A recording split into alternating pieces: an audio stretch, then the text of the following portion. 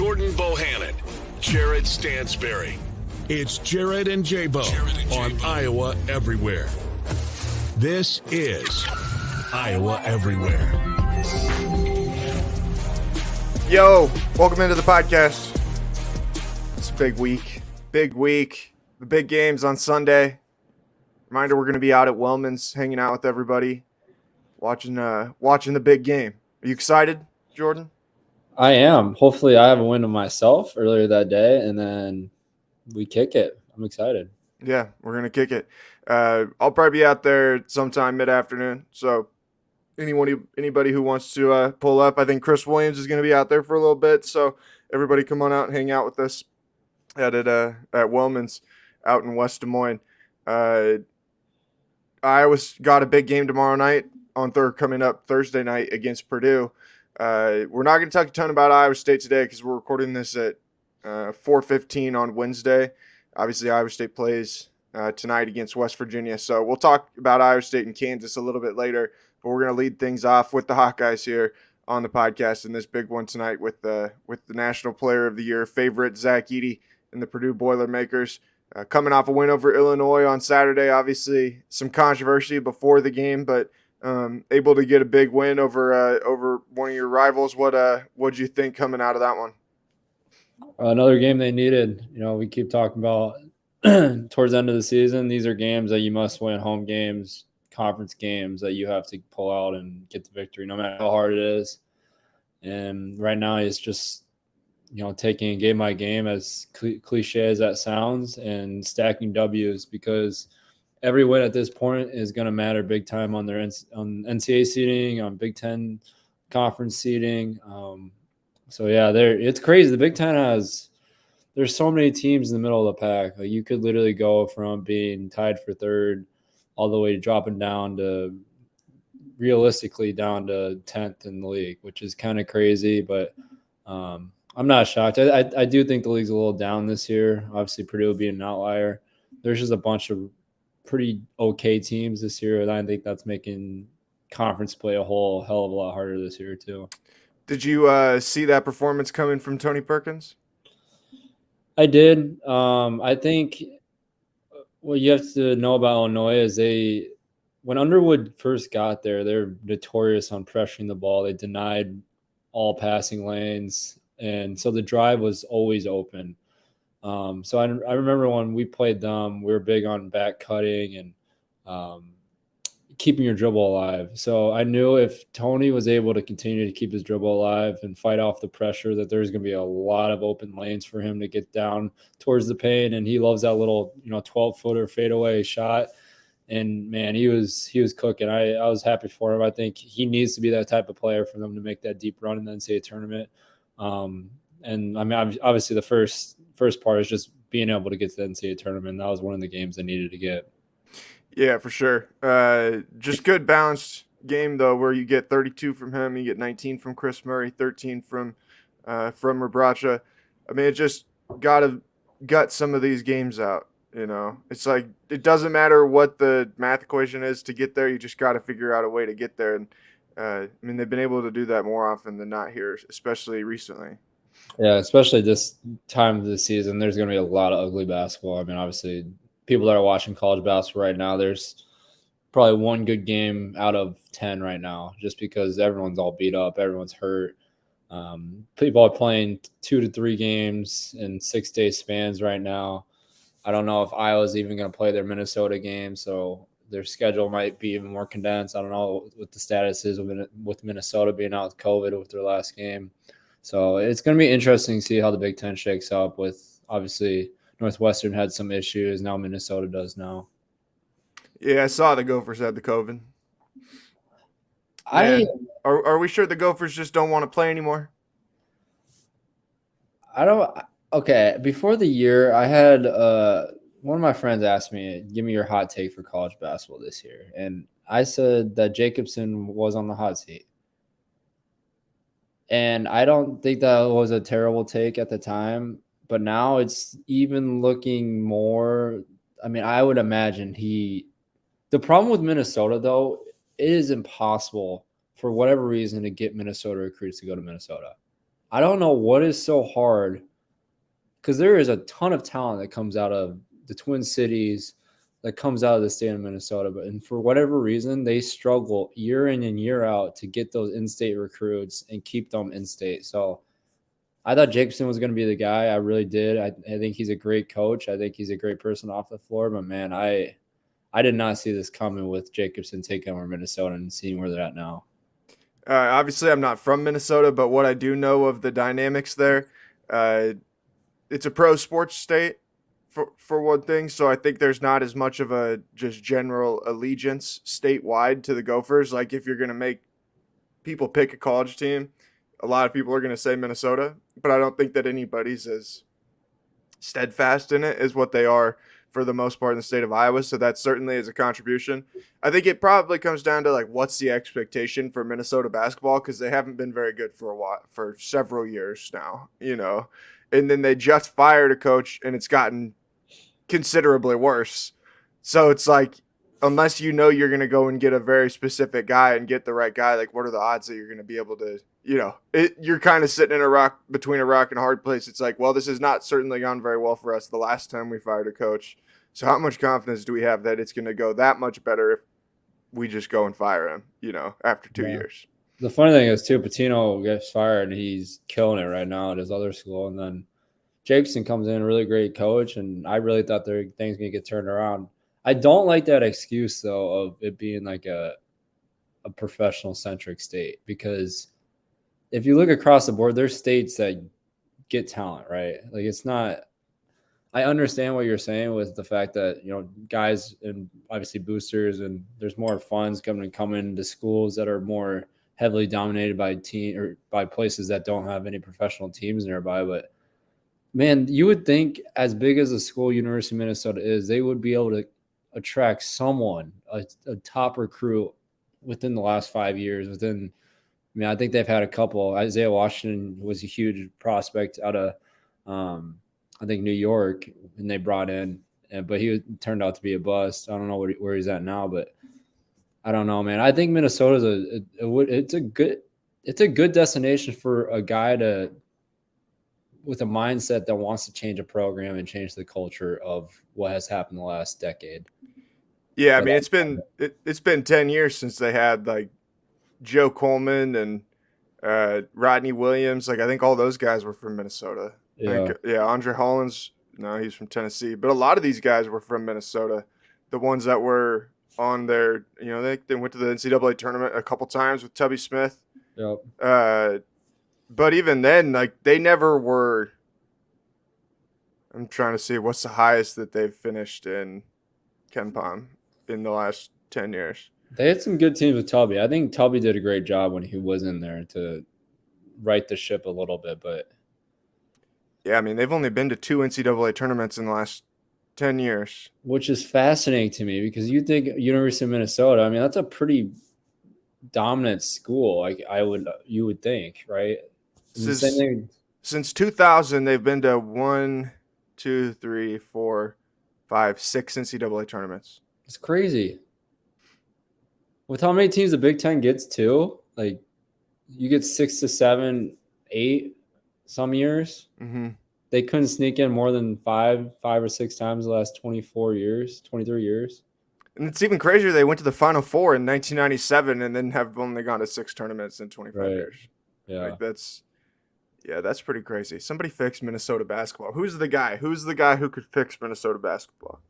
I think they're stuck on the Nebraska football try to right this ship strategy. Like they keep hiring these coaches. They keep thinking it's going to be better, and it gets worse and worse and worse. And they keep trying the same thing over and over again. And some schools it works.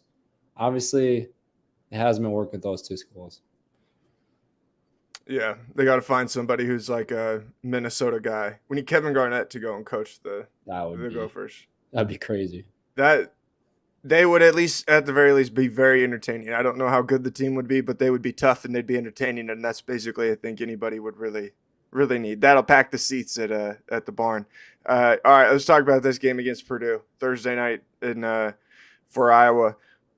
Obviously, everybody knows how difficult of a matchup this is, just from a pure personnel standpoint, and you have to go on the road to Mackey Arena, which one is more intimidating, having to go and play at Mackey Arena or having to guard Zach Edey?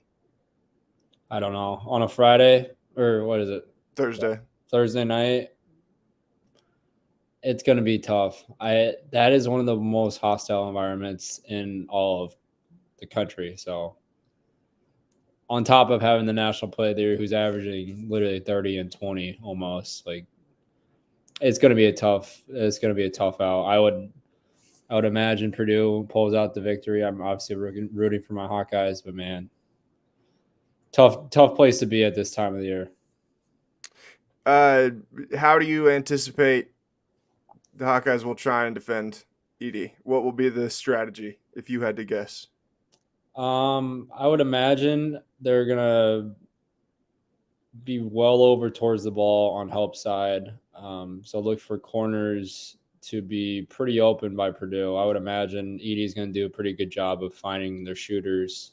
This was the thing about Purdue. I know we talked about this earlier in the year that I was struggling with how good Purdue might be because they didn't really have shooters, in my opinion. And they've had guys step up. Gillis, I think he had 8 or 9 in a game. Morton's playing really well. Smith's playing really well. Obviously, Lawyer's playing really well. They have a lot of guys that have stepped up big time. So I would imagine Iowa being well over towards the ball, Edey will have a good night for assists. And if Purdue shoots the ball really well, like they kind of have been this year, it's going to be a tough win for Iowa. Purdue runs so much stuff. Their swivel action we talked about a few weeks ago, it's so hard to guard because everything is centered towards their big guy getting the ball. And he's going to touch the ball every single possession. And when you're so centered about having a 7'5" guy down in the paint, you're going to have open three-point shots by the opposing team. So it's really going to come down to how well Purdue shoots the three-point ball, how close of a game it is, in my opinion. Yeah, and how well Purdue is playing often is dictated by how often they are getting the ball to Edey and then doing things off of that. I thought even in their game against Indiana the other day, there were some stretches where the guards tried to do a little bit too much. Like, they have the biggest cheat code in the sport. Give it to the big fella. That's like all you have to do, you know.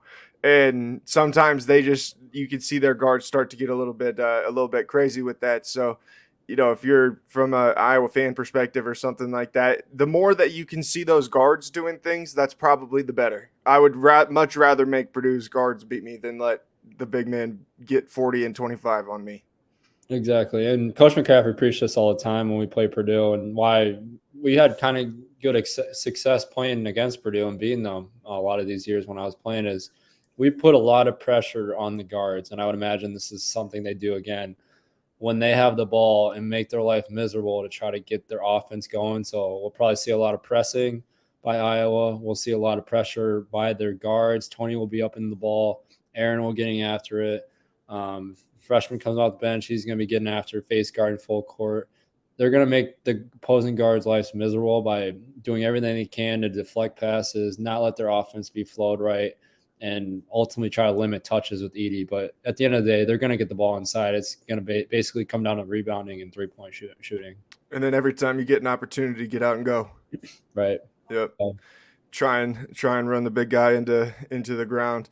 I know I've never been to Mackey Arena, but I've heard a lot of people talk about how it's one of the most intimidating places to play in college basketball. What is it about that place that makes it hard to play? Obviously, like the people, when I ask you that question, the people is like what makes it is just generally what makes it tough. But is there anything unique about that place that's uniquely tough? Yeah, it's kind of a bowl shape. So you really feel like the lower bowl is kind of like court level. The court's a little bit raised up.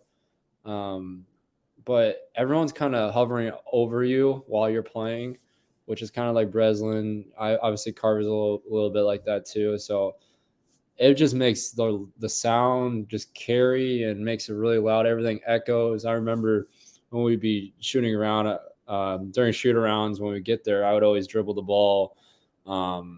Being a point guard, just finding dead spots in opposing court. So I was always big on that. And I remember Mackey especially when I would dribble ball.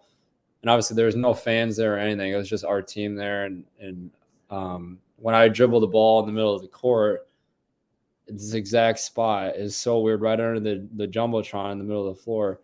it would like make a really high pitched squeaky noise and everything would echo across the arena. So that kind of, I mean, it's nothing compared to what a full arena at Mackey was like, but that kind of explains the kind of how the sound just carries everywhere in that place. And the student section's right on the opposing bench as well. So right from the tip off, you're having fans scream everything about your family. They know everything. Speaking of student sections, we never addressed the controversy with Illinois fans last week.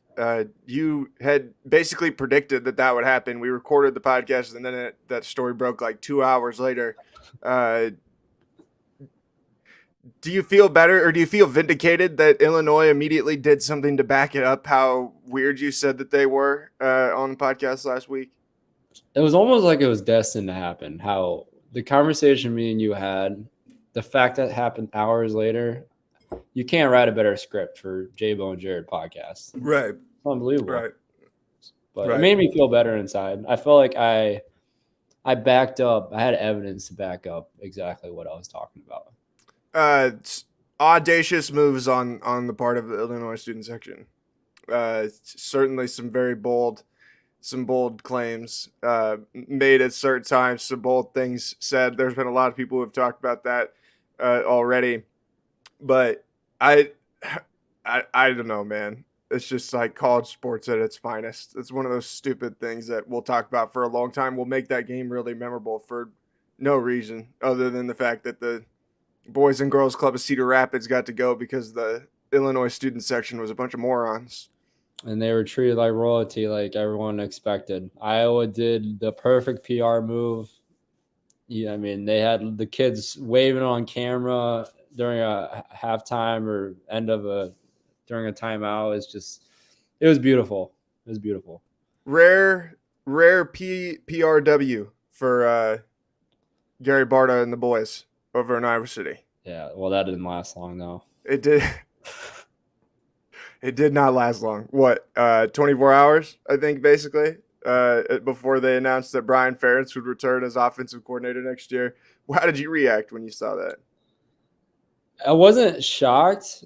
I figured he was going to come back. It was more of how it was announced, right? Like you have a guy who's just getting crucified by Iowa right now, by media members, by fans, some opposing teammate or by teammates that have said stuff in the past. And they announced it that way about how there's like a minimum requirement, how many points you have to score, all this stuff. I just felt like they could have went about it in a better way. Mm-hmm. I think they went about it in the worst way possible.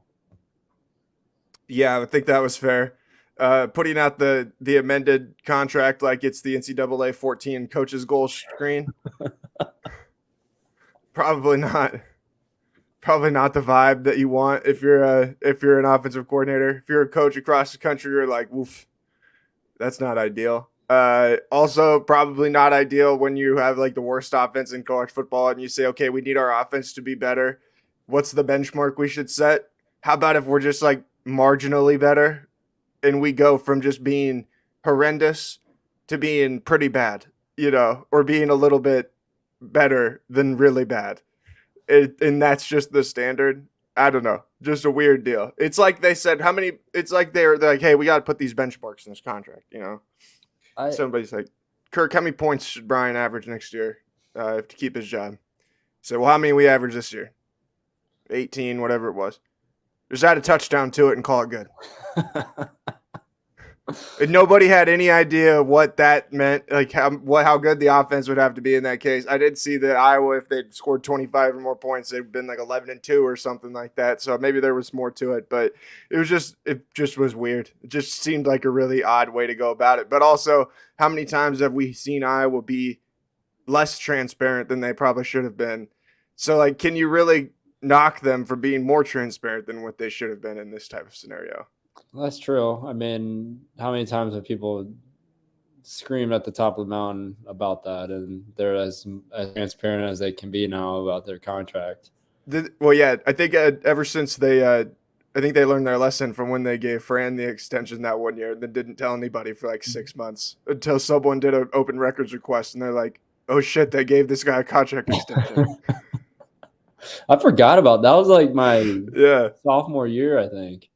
Right, like when it was kind of at that point where you guys were right on the verge of like flipping it back, going back the other way. But it was like there was enough people who were getting annoyed that became kind of a mini story, and it was just like it was just funny the way, because it was one of those things that, like, everybody's like, I mean, if you want to give him the extension, like, no one's gonna argue with that, but it just is like, why hide it? Like, when you hide it, it makes it seem way more shady than what it is, I always do find there's always comedy in when you face the postseason play. You see all these coaches getting bonuses, and everyone's just like shocked.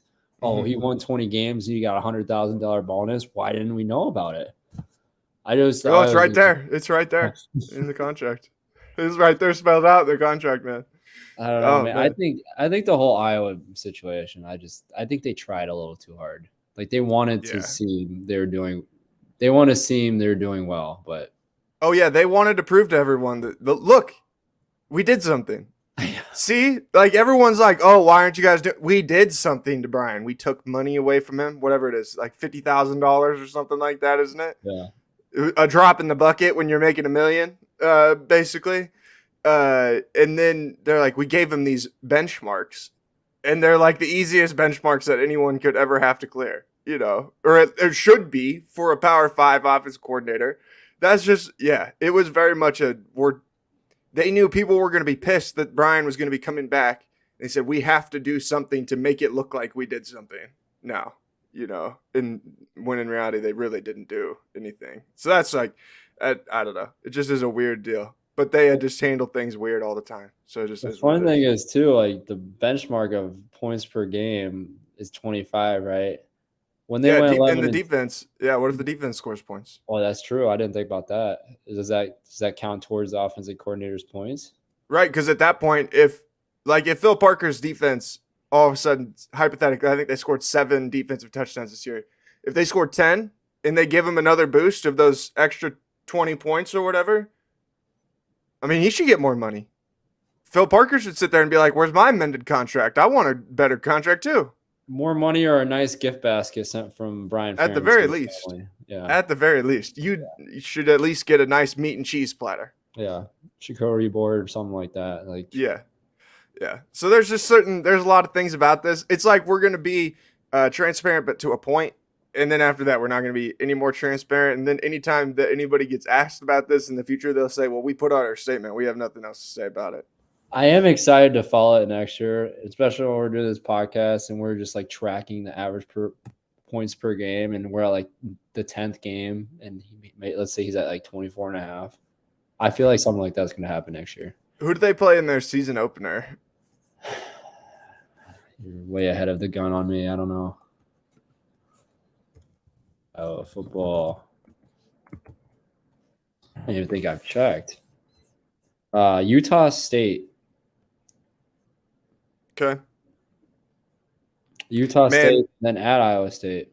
Then I can't decide if it would be a better story if he came out and they scored like 7 points, or if they came out and scored like 50, and then after that it was a slog the rest of the way, like, that is going to be a fun storyline, because it's like week 1, are we starting behind the 8 ball here, or are we going to start on pace? Like, what kind of pace are we going to start with, Yeah, he needs to get going out of the gate. Because how many points? Okay, so how many points would that be? That's that's 300 points on the year, right? To average 25 for 12 games. Yeah. So it's just every week, every touchdown, we're chopping them off. It's like last night on the on LeBron's game, they had in the corner points to break the record. 36, dropping it on down. Every week there should be a little thing in the corner on Iowa games, points for Brian Ferentz to be retained. And every week it drops down from 300, or someone should have a counter in the stadium or something like that, where we're just keeping track of this constantly. And they're going to be they're going to be throwing Hail Marys when they're up 24-7 at the end of the game. 2 minutes left. They're coming out with their starters. Cade's dropping back, and we're throwing bombs, I feel like. Can we talk? Cade McNamara was sold a very poor bill of goods. Are we? Can we level there? at some point. Here's what I'll say. I am rooting so hard for the kid because Yeah. he is in the worst situation ever a quarterback could be in Iowa football history. But I love that he came out and he's like, yeah, it's going to be different. We're changing this year. that's okay. He's talking like I feel like I talked in college, so I can't get on him. I love the fucking confidence. But man, he is hammering this. Like, hey, we're gonna be different this year. We're gonna get some touchdowns this year, man. Like he is every time he was just on Swarm podcast with Kicker. Love the confidence, but he's going after it. Same talking points every time. Right, like I can appreciate the optimism. There comes a point, I know he wasn't here before, but man, there's a lot of elements of this that have been here for a very long time, my brother. So it's like it's just, man, I'd be just saying, hey, you know what? I hope we come out and play well, especially from his perspective. It's like he's not been here before, He's like, I'm not worried about that, but the idea of like constantly making the statement, it's like, oh, it's gonna be different, It's gonna be better. It's like, well, there's not much indication besides what you're saying that it's going to be any different. Especially like, can we get like a couple like good receivers or some linemen like that are set in stone for next year? You know what I mean? Right. It's like they got a quarterback, then they get 2 tight ends. Yeah. And like I don't even know who else they got, but I think I saw they got like 6 starter quality players. But can we get a full roster first, and then we can come guns a-blazing? Right. Well, and then again, and like every year when you're relying on your offense to be the way that it is, like you're assuming you have to have a great defense again, and it's like you can't be anything but great defensively, So it's like if you just have one year where you're just like solid, all of a sudden it's like what happens now, I don't know. I've always thought it's funny how the diverse situations with football, Iowa football and the basketball team, like Iowa basketball has been notorious for having by numbers the worst defenses in the country, and then you flip it on the football side and they're just awful on defense or awful on offense every single year. It's pretty funny. You just need to combine the mentalities of the two programs and you will all of a sudden have a national championship level program. Yeah. That's all you need to do. It's really simple if you think about it. Hey, we figured it out right here. How hard can it be? How hard can it be? All of our basketball conversation on the podcast is brought to you by Sweet Caroline's Kitchen and Cocktails on Main Street in Ames. It's the perfect place to go before or after Iowa State home games, anytime the Cyclones are on the road or anytime the Hawkeyes are in action. It's a great spot for late night fun with a Southern-inspired menu with a great collection of burgers, sandwiches, wings, and of course Caroline's famous fried chicken. The atmosphere is incredible with plenty of TVs to watch any game on your radar, and there's a party room available for rent for your next big gathering. That's Sweet Caroline's Kitchen and Cocktails at 316 Main Street in Ames, the presenting sponsor of all of our basketball conversation right here on the podcast. Last thing I was just, what's the message to, you're an assistant coach, you're on the bench, you're sending the guys out, they got to go guard Zach Edey. What's the advice? What's the last minute advice? God be with you. Yeah. Be well. Be well. You've done swell, my friend. Good luck.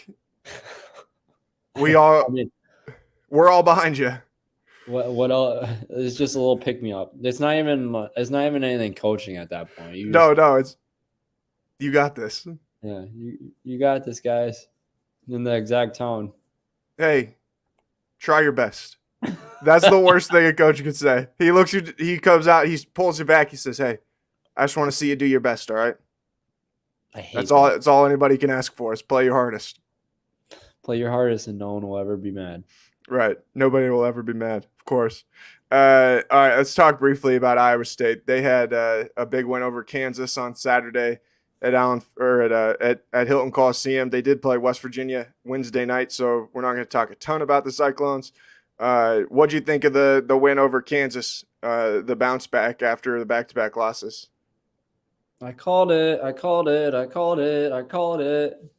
If only people took my betting. I should have put a little betting advice, like they're going to Just kill Oh, them. you bet on Iowa State for 1-1? No. I didn't. But I'm saying Oh. what I said last week about how it was a awakening call for Yeah. against Texas Tech, that they're gonna play really well. I should have. You should have. Man, I thought Iowa State basically did what I expected they would in that game. Yeah, like it just seemed like that was not them those last 10 minutes at Texas Tech, so I expected them to be refocused. Yeah. I'm just not sure how good Kansas is either right now. That's kind of what I've come away. I've watched them in person twice now, and both times I walked away, I was just like, man, I mean, they're good, but I've seen much better Kansas teams before. So it's like it was a good win for Iowa State, but it was a game that they should win, especially being at home. Yeah, Iowa State played well. I think that kind of awakening alarm was sounded big time after the Texas Tech loss and the week they had before. In regards, and I'm not worried about Iowa State at all. I think they'll end up being, if not the best team in the Big 12, and they'll make a good run in the NCAA tournament. The thing with Kansas is kind of the thing with the whole NCAA basketball this year. There's just not a lot of great teams, and there's just a lot of opening on the possibilities of what can happen in each of these conferences and each of these respective teams.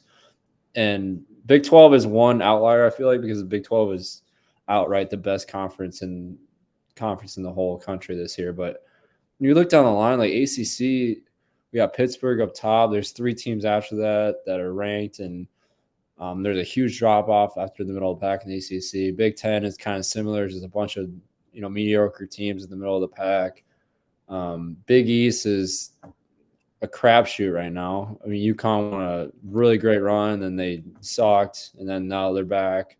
Creighton's doing the same thing. Marquette's obviously really good this year, but there's just not a lot of great teams that I see that are for sure the better team when they come in night in and night out. And I think Kansas, that's why they're struggling, because they have 2 teams right now. They have a team that can play unbelievable at home. Obviously, they played like shit a couple games ago at home, and then they have a game like against Iowa State where they just get absolutely dismantled on both ends of the floor. Mm-hmm. So I don't see teams in the past that have made deep runs in the NCAA tournament had that happen before. So I think this is why. I feel like we say it every year, but the NCAA March Madness this year, I don't know who to pick on any of these games when they get matched up, because you really don't know this year. I think there's a lot of teams out there that are one guy away.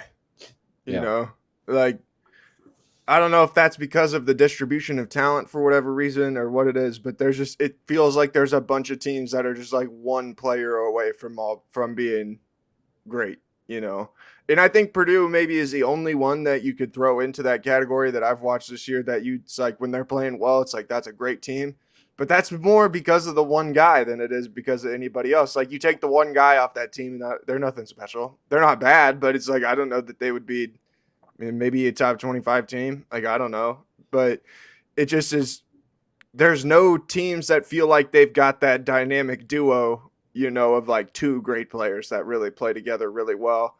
And, I mean, you think about, even a team like North Carolina – I don't know if you watched them play Duke Saturday night, but like that team is not a good team, and any of these situations where you're seeing multiple guys who are getting their bag or like they've got to share the ball and like things like that. Like it seems like there's just some intense situations with some of these big name programs right now where for whatever reason, what they're trying to do is not working. And it's left us with an absence or a void of a great team, it feels like.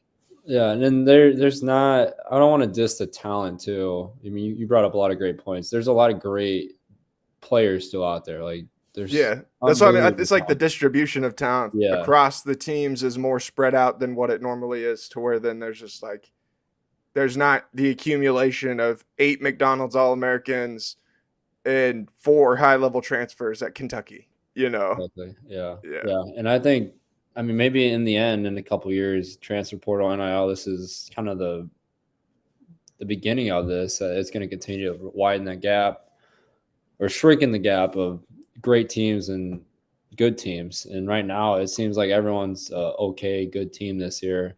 And even Purdue, like I look at Purdue, I don't see them making a huge run just based off their backcourt play. They have a lot of unexperienced guards. They have freshman guards that are starting, and they have a really great player on the inside, but they rely on those guards to get them the ball. So, and like you said, there's just a lot of teams that are just one player away from being outright unbeatable. So I don't know. It's gonna be interesting to see. I'm excited to watch Big 12. Big 12 is gonna be the best conference to watch the conference champion tournament this year, and everything after that is just gonna be a war to make the NCAA tournament. All right, I'm gonna look at the Big 12 standings right now. Yeah, I mean, it like you think about the first night in Kansas City.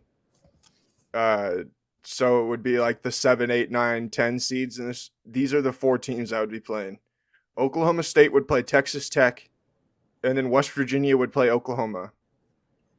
There's at least 2 NCAA tournament teams right there, and then I think both of those games would be fantastic for the fact that they're the 4 worst teams in the conference. You compare that to just about any other league in America, it's like a quarterfinal game, you know? Yeah. And that's the first night of the tournament. That's to see who gets to play in the rest of the tournament, you know?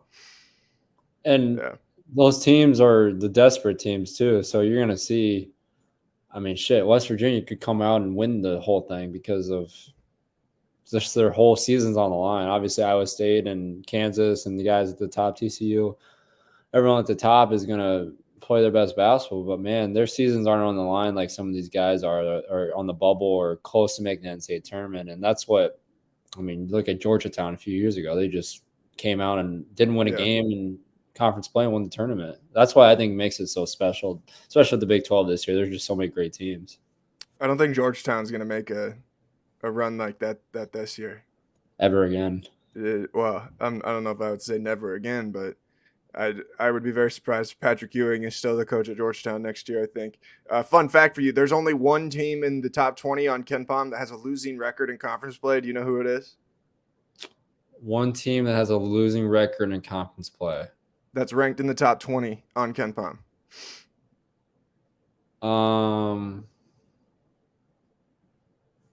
Who is it? It's West Virginia. They're 3-7 in Big 12. In Big 12 play. They started Big 12 play 0-5, and they're in the top 20 on KenPom. They're a good team too, like a really sound team. Obviously, they always struggle offense, just how hard they play on defense. But man, I would hate to see a West Virginia team postseason play. Yeah, hate to. Yeah, for sure. All right, we got a couple other things that we wanted to get to. Jim Boeheim can't go. I mean, he can't go a week at this point without something. But he told ESPN's Pete Thamel, I think on Saturday, that he's coming back for the 2023-24 season. That's the beginning. But in the process of this, he dropped a bomb saying, quote, "This is an awful place we're in college basketball," he said. "Pittsburgh bought a team. Okay, fine. My big donor talks about it, but he doesn't give anyone any money. Nothing. Not one guy. Our guys make like $20,000. Wake Forest bought a team. Miami bought a team. It's like, really, this is where we are. That's really where we are, and it's only going to get worse." As you can imagine, Jim has backpedaled significantly on some of these comments that he made. One, because they're ridiculously and monumentally fucking stupid. But then two, because I think that most of them were blatantly false as well. First of all, this is exactly what we were just talking about last week with Jim Boeheim. Like, I love that we said that these coaches that can't adjust and that they refuse to acknowledge or accept the fact that the times have changed. And then Jim Boeheim literally went out and bitched about the fact that the times have changed. And it just, I was like, if there was anybody that was going to do this, it was going to be him. I mean, there's no one else that was going to have the audacity to say some shit like this right now. And I don't know. Respect, I suppose. The show goes on with Jim as he's going to be back at Syracuse next year. I'm sure Syracuse will finish below 500 and not get any closer to getting their basketball program back on the right track. This fucking guy, man. I guess this is the ultimate him screaming, this old guy screaming at a cloud to stop raining. Like, you are making millions of dollars a year, and you are screaming about the state of college basketball right now. Right. After you killed a guy too, like you shouldn't even be coaching right now, but that's a different topic. Jim also had a significant number of wins vacated for NCAA violations for allegedly giving benefits to student athletes. That's the crazy part. Like when it was illegal, and everyone knows, like the coaches know that he's okay. I'm not going to defame the guy, but I mean the evidence is not looking too great against him. That there's been players in his past that have gotten extra benefits. I mean, I don't know anything, but I'm just saying I would be really surprised if Carmelo Anthony just wanted to go to upstate New York. Okay. Like, think about some of the guys that we've had come through this program, okay? There's nothing going on in Syracuse, New York that is worth moving to fucking Syracuse, New York for. Nothing. No. It don't matter how good that basketball coach is. It does not matter. No. But these guys kept doing it. So it's like, but my favorite part of it was, this is my favorite part, where he says, my big donor talks about it, but he doesn't give anyone any money. Nothing. Not one guy. Our guys make like $20,000. So our guys get nothing. But we do give them the 20. We give them the 20,000. We give them 20,000. Nothing after that. Nothing after that. It is done. More. Just 20,000. 20,000. We give 20,000 to these guys that are like multiple games below 500 in ACC play. Okay. Disregard the fact that we do give them the 20. Yeah, they're 4-10. Okay, they are above 500. 7-6 in the ACC. They're gonna need to go to the ACC conference championship game or something like that to make the NCAA tournament, which somehow they probably will do because this is what Syracuse does each and every year. But it's like we don't give those guys anything. We don't buy our team. We give them only 20,000, and then they go out and they finish 500. The great thing too about this whole thing is Miami was playing last night. I don't know if you saw. I did, yeah. Jim Miami Boeheim, head coach flashed his money clip to the camera. I don't know if it was accidental or on purpose, but man, if that was on purpose, that is the greatest all-time troll job because they're just killing. Who they're playing? Yeah, they're just killing Duke and just killing them. Yeah. And just flash to the head coach, and he's looking at his money clip. So I actually did see an interview with him that he said it was really funny how he explained the whole thing. He said like he's a very routine based person so that every day he puts his stuff in the same pockets and he was looking for like a note that wouldn't normally be in his pockets. So he was pulling everything out of his pockets to find this note because he couldn't remember which pocket he'd put it in. So that's why he pulled his money clip out. And that's what So that's what he says. But the best part, like another one of the good parts about this, like Miami, if we want to accuse Miami of buying their team, we might have some ground to stand on in that case. There may be a case to be made. Pittsburgh, no. Definitely probably not a case to be made there. Wake Forest, definitely no case to be made at Wake Forest, man. Like that, I think they've got a pretty good team, but I don't think, where do you think the money's flowing from out there? You know, it made me pretty sick to see Jim Boeheim talk about Lone Tree, Iowa native Steve Forbes like that. Good point. I just have a problem with the guy. I think, I don't know about you. We've talked about Boeheim ad nauseum. I think it's time. We need to close the file on Jim Boeheim. He needs to be, 1, investigated, 2, retire, and 3, maybe put in a home. Those 3 points. Put in a home. Oh, jeez. But he's just saying this outrageous. How much more is he gonna say? You think I'm crazy for saying put him in home, but how much more outrageous stuff is he gonna have to say for people to start questioning? Okay, should this guy be ahead of a basketball team right now, a Power 5 team? I mean, clearly he can do whatever the hell he wants to. I think that he's set that precedent at this point. Yeah. Like there's no, what more can he say? No, like there isn't anything more he's going to say. They're not going to fire him. They never will. Like they never will get rid of him. Who? He can only, say yeah, but he's also done actions to prove he can do whatever as well. Right. Like he can do whatever the hell he wants to. And obviously the athletic director, the school president, like they're not going to do anything about it. And that's what I don't understand. Like, they haven't done anything of note in like 10 years. I think they went to the Final Four one time where they were like an 11 seed and went on a run to the Final Four. But it's like I think I saw something. They haven't even been past the ACC tournament quarterfinals since they joined the ACC. So it's like this. It's not like they've been building great teams and just had bad luck. They just haven't even had good teams.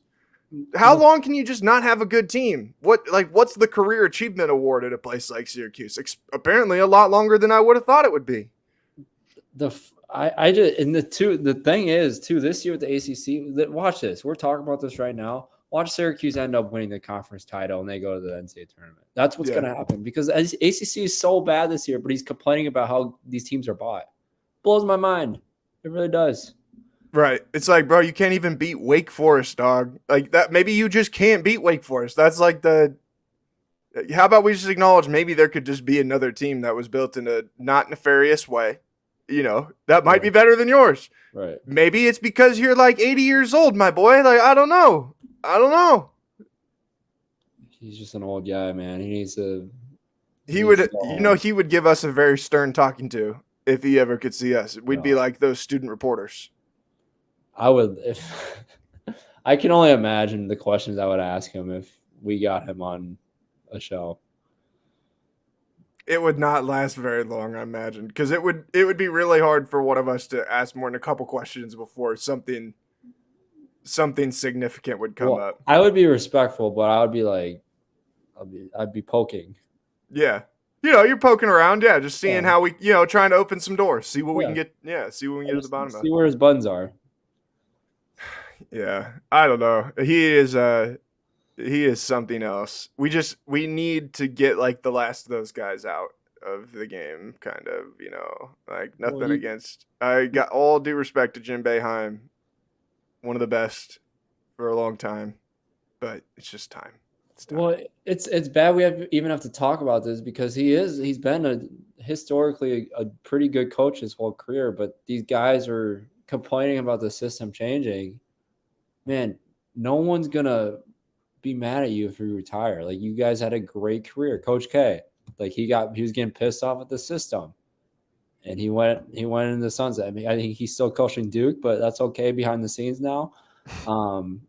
He still has that corner office, I think. Hey, it's not like it would be against precedent for Coach K to leave his team, and leave someone else to take the bullets. Yeah, it's not like that's never happened before, Right.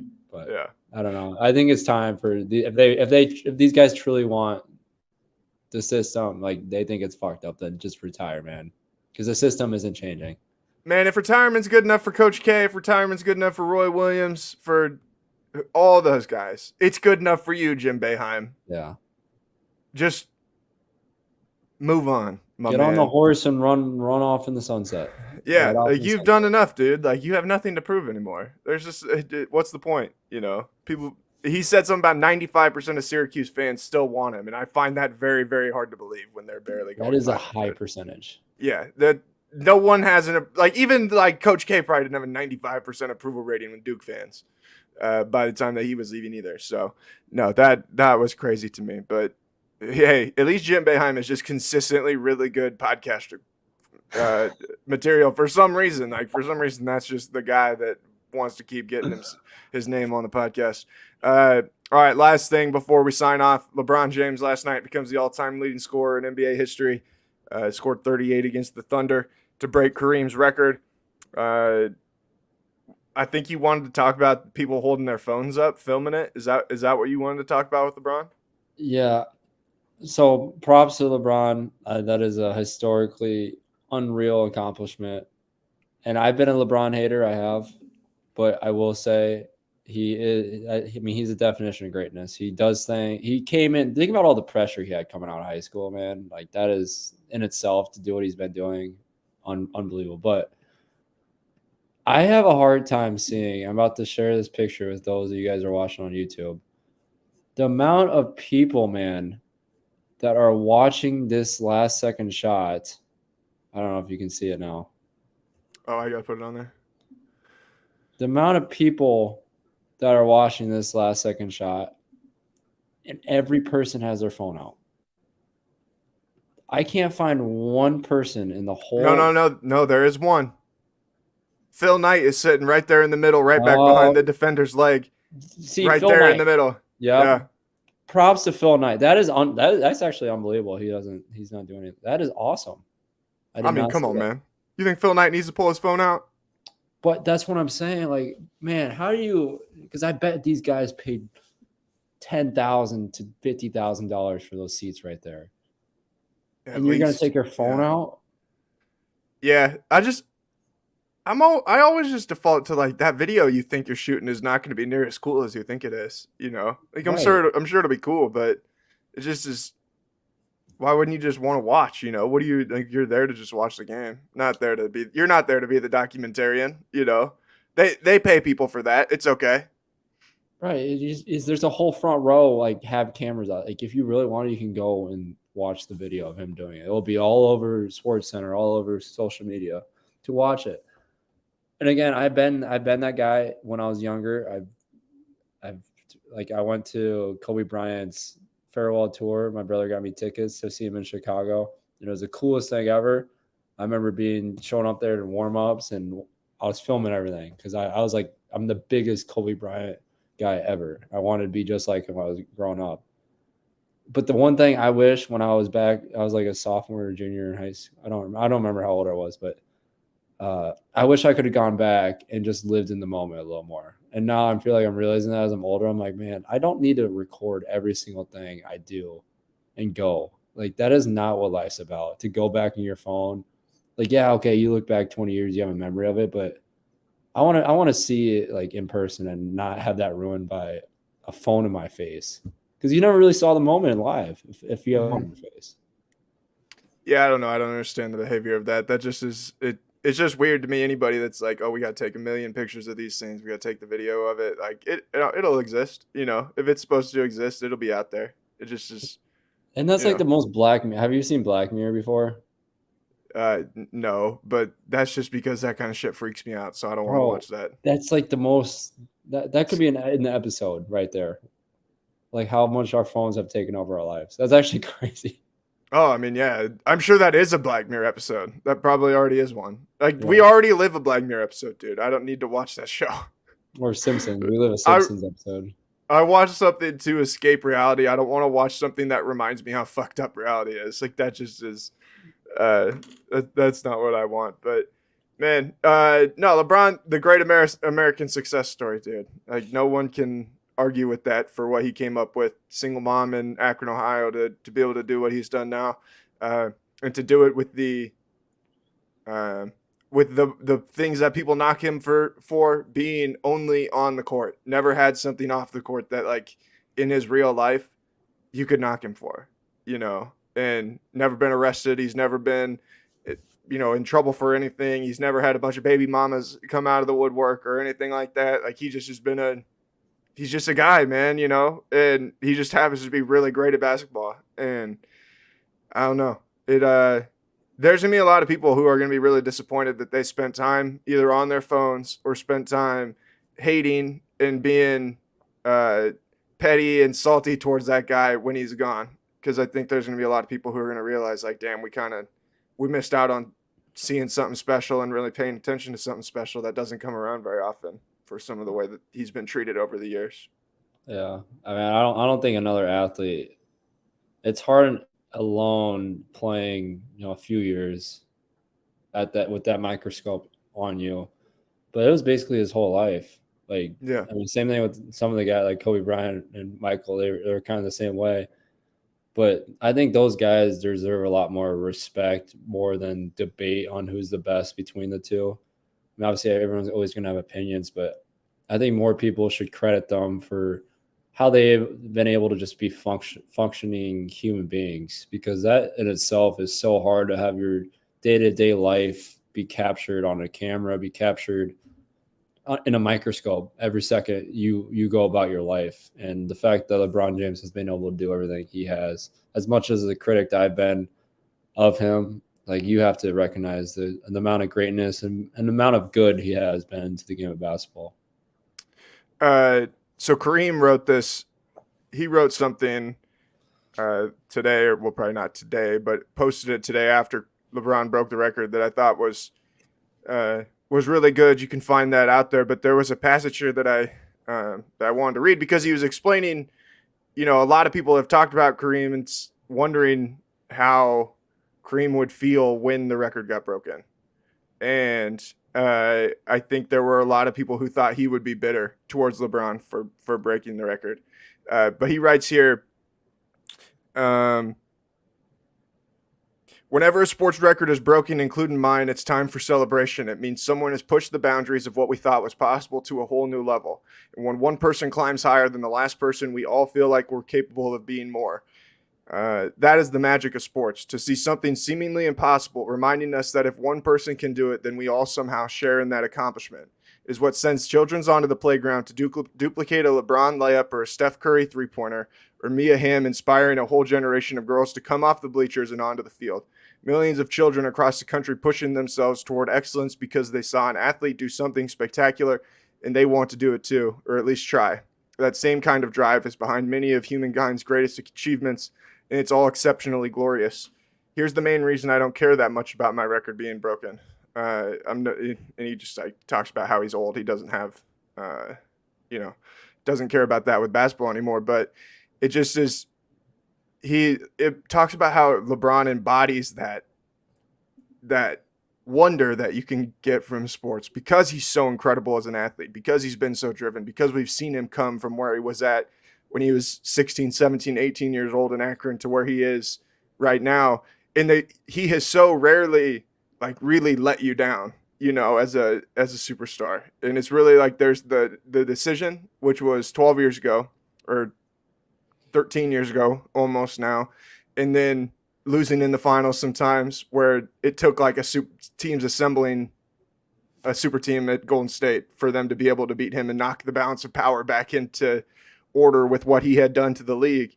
And it just, he is that, what you wonder it would be if you combine everything, and put him in one person. That's LeBron James. The business, the acumen, the understanding of what it takes to be a great winner in addition to being a great individual player. I mean, we're never going to see another one like him, and it just is, it's pretty cool to see him break that record last night, though. I do love how outgoing Kareem has been for LeBron. I think that's special to see a brotherhood like that continue to be established in the NBA, because I feel like just everyone in this society now are just so jealous of people and getting accomplishments themselves or breaking records or getting a new bonus or a promotion in their job. And everyone's just so jealous of those people doing that and themselves not being able to accomplish that or falling short.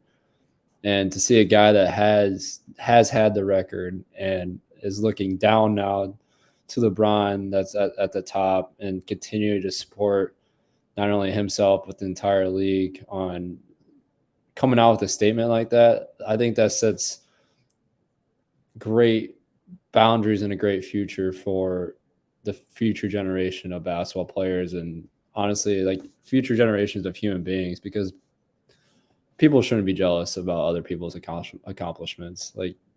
You should use that as motivation, as inspiration, or just continue to make your day better one day at a time. And I feel like a lot of us have lost that in the past few years, especially. And that's cool to see Kareem to do that. Yeah, and one of the best things I saw, that came out after the game, was I saw a video of LeBron sitting at his locker with his two sons, Bronny and Bryce, and he looks at him, he says, "Which one of you is going to break it now?" And that, that's what it's about. It's someone does something, and then now people are going to tell us, people like us are going to tell people for 40 years, no one's breaking that record. No one's breaking that record. And then one day, all of a sudden, somebody does, It just is, it's always pushing us past what you believe is possible, No one thought it was possible for a player to be as great as what LeBron has been for as long as he has been, to the point that he is as old as he is now. It just is, that's not going to happen. It never was going to happen again. And I don't know. I don't know that will ever. I'm gonna be one of those guys. I don't know how soon that record will ever be broken because he's gonna keep playing and he's gonna get that thing well over 40,000 and is gonna put that thing way out of reach for whoever it is that has to chase that thing next. Yeah, I honestly I agree with you, but that's what makes sports so great too, is the uncertainty and the lack of knowing what's next. Like you don't know what the basketball is going to look like in 30 years, in 40 years. You know, there could be once we had the 4-point line, right. We're gonna need to put an asterisk on it. That's what I'm gonna be, that guy. This needs an asterisk. Every record needs an asterisk from now on because it was after whatever different rule change or something. Yeah. All right, man. We'll talk to you again next week, or we'll see you on Sunday out there at Wellman's with our friends from Circus Sports. Hope to see everybody else out there hanging out with us for the game, and we'll talk to you guys again soon. Peace.